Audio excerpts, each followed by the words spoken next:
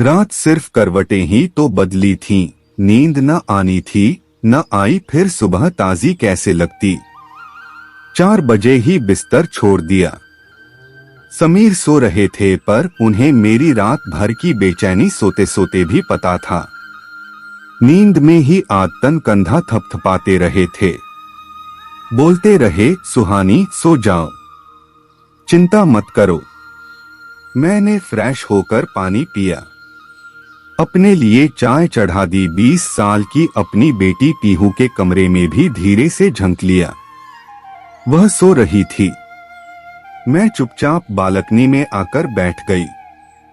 इंतजार करने लगी कि कब सुबह हो तो बाहर सैर पर ही निकल जाऊं। सोसाइटी की सड़कों को साफ करने वाली लड़कियां काम पर लग चुकी थीं।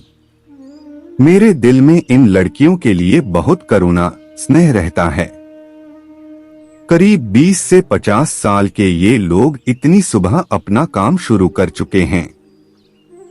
मुंबई में यह दृश्य आम है, पर इनकी मेहनत देखकर दिल मोम सा हुआ जाता है। देख इन सब को रही थी, पर मम्मी की चिंता में दिल बैठा जा रहा था। रात को उन्होंने फोन पर बताया था कि उनका बीपी बहुत हाई चल रहा है। वे गिर भी गई थीं, कुछ चोटें आई हैं। सुनते ही मन हुआ कि उन्हें देखूं।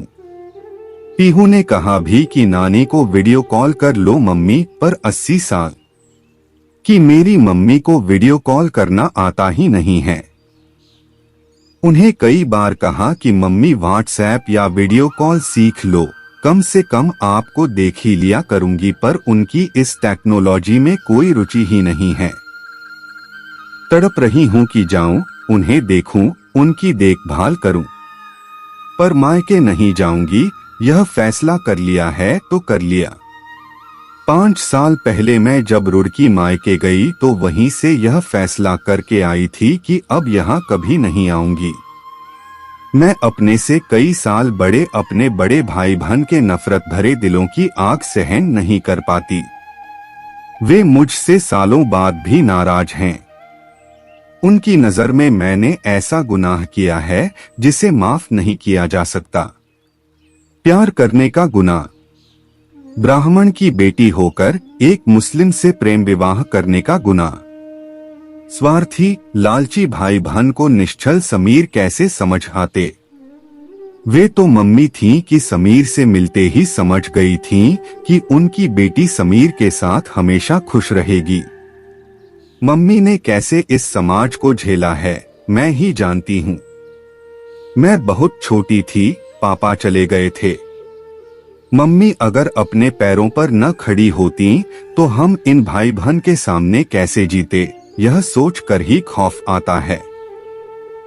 आसमान में जब इतना उजाला दिख गया कि सैर पर जाया जा सकता है तो मैंने अपने सैर के शूज पहने और धीरे से घर से निकल गई।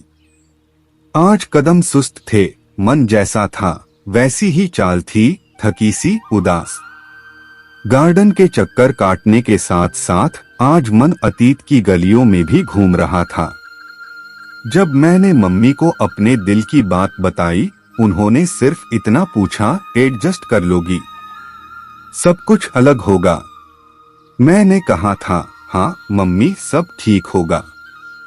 समीर को इन 3 सालों में अच्छी तरह समझ चुकी हूँ। तुम दोनों कब शादी करना चाहते हो? मम्मी जब आप कहें कर लेंगे।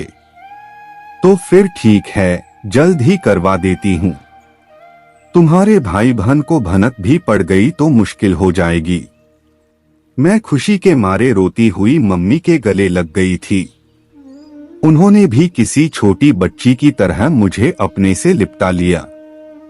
फिर मम्मी ने अपने दम पर हमारी शादी करवाई, अपने बुलंद हौसलों के साथ। जाति धर्म को दूर धकेल दिया। बहन भाई सिर पीटते रह गए। मैं तो नई गृहस्थी संभालने में व्यस्त थी, पर मम्मी ने जो बोला वह सोचकर आज भी रोंगटे खड़े हो जाते हैं। मम्मी टीचर रही हैं।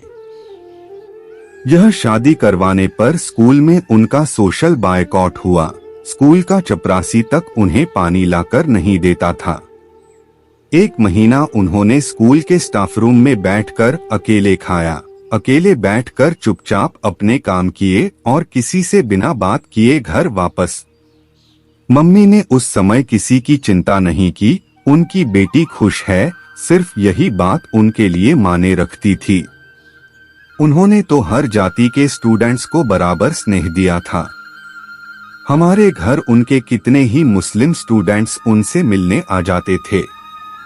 हम मां बेटी ने तो पता नहीं कितनी बार उनकी लाई हुई ईद की सेवैयां खाई थीं, जिन्हें मेरे भाई बहन छूते भी नहीं थे।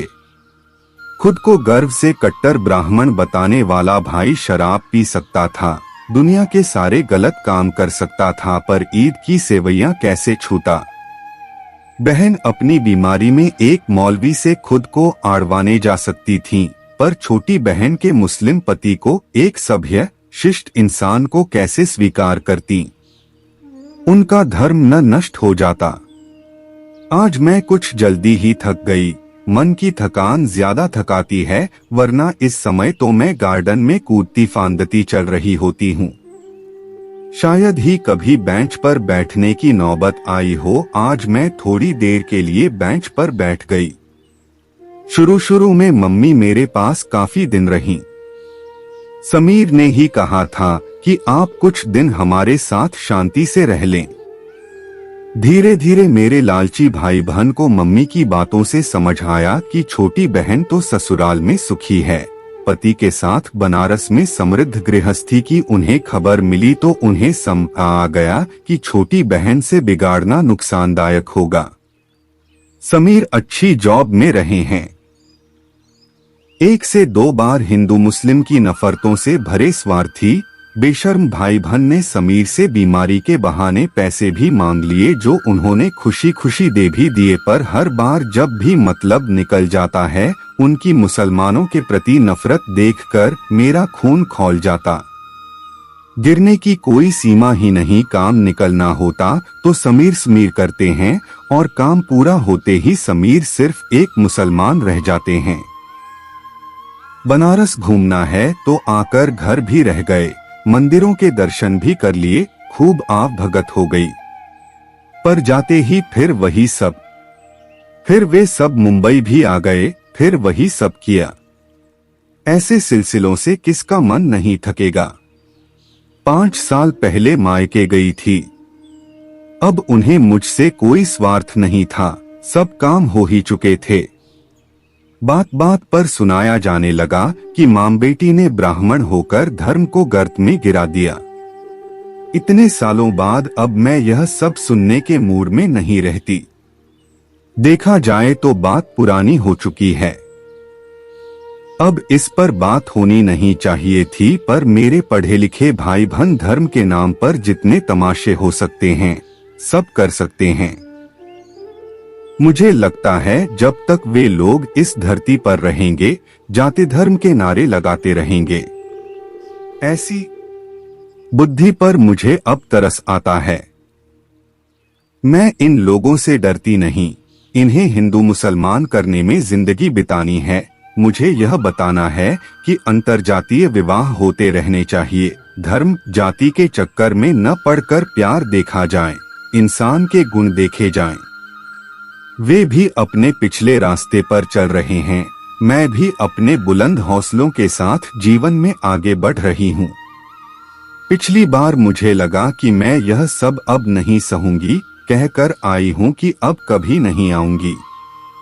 कहकर आई हूँ सब रिश्ते खत्म, और यह सच भी है कि मैं अब उन लोगों की शक्ल भी नहीं देखना चाहती जिनके लिए छोटी बहन की खुशी कुछ नहीं, धर्म ही सब कुछ है। मेरी उन लोगों से कैसे निभ सकती है जिनके लिए धर्म जाति ही सब कुछ है, जबकि मेरे लिए यह सब कुछ माने नहीं रखता। मम्मी से फोन पर बात रोज होती है, पर उन्हें 5 सालों से देखा नहीं है। इस बात का दुख रहता है। अब वे बीमार हैं। मुझे पता है कि वहां उनकी सेवा नहीं होती है, वे वहां अकेली ही हैं। मैं चाहती हूं कि मैं उनकी बीमारी में उनकी देखभाल करूं। बैठे बैठे पता नहीं मैं क्या क्या सोचती रही। फिर फोन में टाइम देखा, 6 बज रहे थे। कब से बैठी रह गई। घर जाकर पीहू और समीर के लिए टिफिन बनाना है। अचानक कुछ सोच मम्मी को फोन मिला लिया।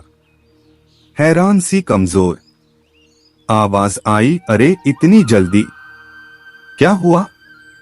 मम्मी, किसी तरह दिल्ली आ जाओ टैक्सी में, मैं आपको दिल्ली एयरपोर्ट पर मिल जाऊंगी, वहां से आपको अपने साथ ले आऊंगी, फिर तबीयत ठीक होने तक आराम से मेरे साथ कुछ दिन रहकर जाना।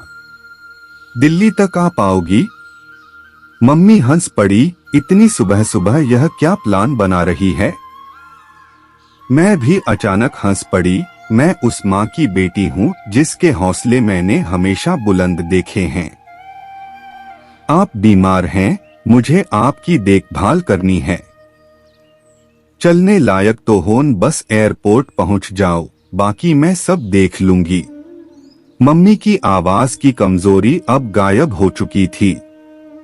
अब उनकी आवाज में एक उल्लास था।